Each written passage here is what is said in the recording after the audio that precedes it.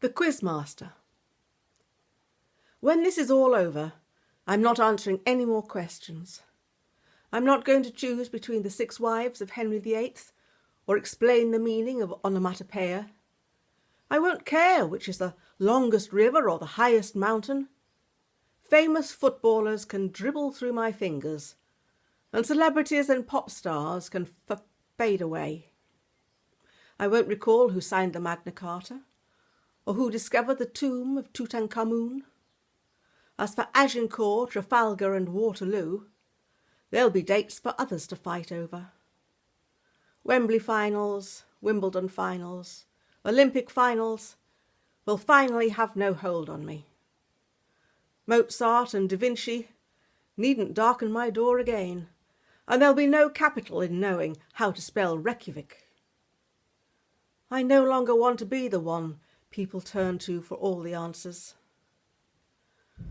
But grant me instead the bliss of ignorance. I will fill it with thoughts and meanings of my own. Who was it said the pen is mightier than the sword? I will not know, and would not tell you if I did.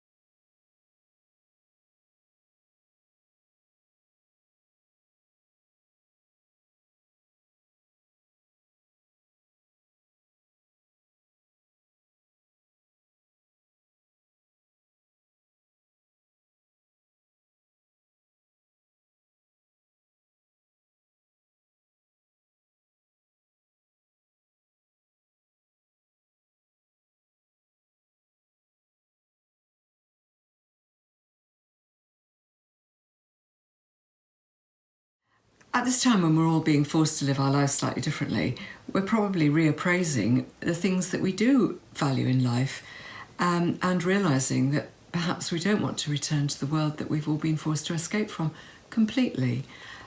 And this is about such a moment, realising that there can be a different way. So this story is called A Different Way. The way there was different from what they had expected. Once they turned off the road, they were on an unmade track which perched precariously on the cliffside. Zigzag bends hid the way ahead, so that all they could see was sheer barren rock above and impossibly azure sea below, waiting for them. They were heading for a taverna said to be nestling in the tiny bay beneath the mountains, but the perilous journey was a surprise. The woman, driving, focused on the moment as she edged them forwards, while Chris found himself, not for the first time, calmly entrusting his life to this woman and allowing himself to be dazzled by the sun. He did not drive now since the stroke. And more, he'd lost the driving motivation of his adult life, the business which had contributed to his ill health. It was a surprise to him to find that life went on without needing him to be in complete control, and a surprise to find himself on a holiday with no responsibilities. The taverna was a wooden shack balancing on an outcrop of rock. A well-tended shrine had been carved into the indent in the cliff, and around it chickens pecked desperately among the stones. There were no other vehicles and few other signs of life, yet it was much too soon to contemplate the return journey, and with a smile and a shrug, they left the car. Inside, they were welcomed by a young woman reading at the bar, who slid from her stool to guide them to a table on a balcony reaching over glittering sea. Her partner appeared, bringing retsina and languidly cooked swordfish doused in oil and lemon for them. Then they were left alone. The afternoon drifted by to the rhythm of the waves lapping the rocks below. In the shimmering sunshine, she saw Chris watching her through half-closed eyes.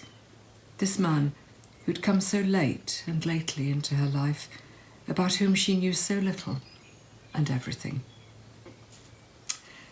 As their gaze shifted to the blue, blue sea, a small boat became visible out in the bay. As it neared, they saw that it was being rowed by a white-haired old man, and 2 children were with him, trailing their hands in the warm water.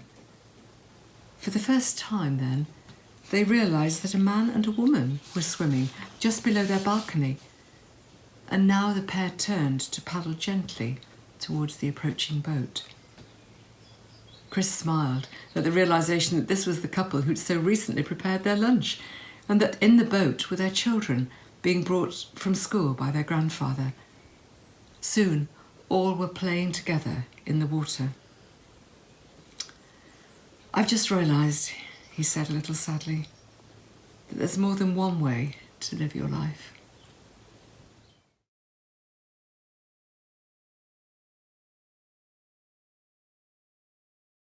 Some of them were involved in peace negotiations for a Balkan civil war, and the leader of those discussions was a British politician called Sir Hector Clapham, who'd been brought low by a sex scandal involving spanking. The poem is a rap delivered by one of the talent night contestants. He was a performance poet called Colin. He wasn't a marvellous poet, but this is his rap, and it's a kind of time capsule of American foreign policy attitudes of perhaps 20 years ago, the era of first Clinton and then George W. Bush. Forget your destiny, forget your history. To us, your culture's just a medieval mystery. If you want our money, you'll accept our terms. If you don't, we'll starve you till you have to eat worms. If that don't work, we'll send high-level bombers, so don't start quibbling over full stops and commas. Peace talks, photo opportunities, speeches on the White House lawn about mending your communities. But here's the nitty-gritty, away from the media. Don't mess with our oil supply if you want us to feed you.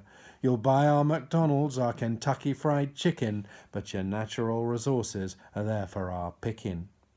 You'll open your markets for us to exploit, 'cause we care less about peace than jobs in Detroit. We'll sell you weapons, but don't you break our truce, so we'll send a UN task force like a bolt from Zeus. We're the global masters, so just you toe the line. Toast the treaty for the cameras in cheap white wine. You're gonna have elections that are free and fair. If you're blessed, you'll get a visit from Tony Blair.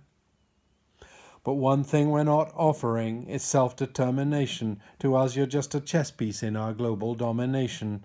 Peace talks, hollow promises and lies. But maybe Whackham Clapham gonna win the Nobel Prize.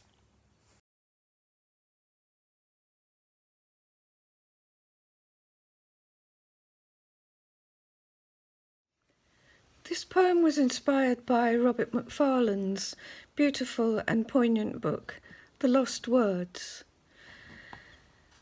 Every day now I walk along a disused railway track at the back of my house, and a few weeks ago I set myself the task to try and remember all the names of the wildflowers that were coming up this spring, in the hope that if we learn to name them again, we can learn to value them more.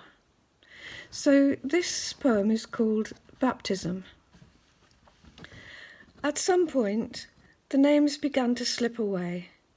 For a short while they remained within reach and might be found quite easily when they were needed. But too soon, sooner than anyone had thought, they started to disappear, until all attempts to recollect them were futile.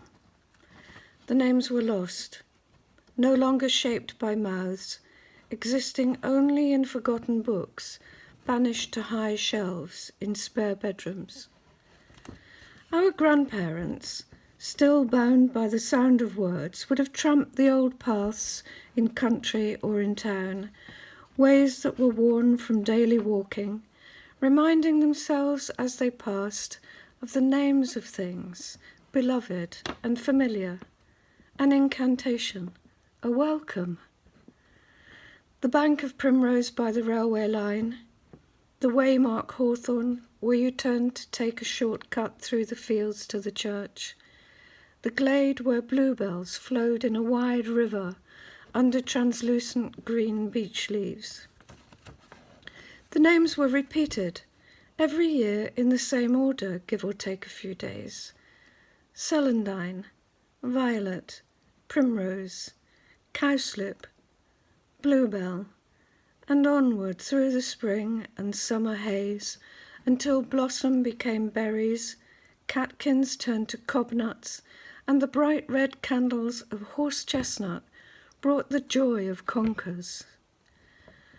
There were many firsts: snowdrop, swallow, skylark, cuckoo, tadpole, brimstone butterfly, marking the perfect progress of the year better than any written calendar.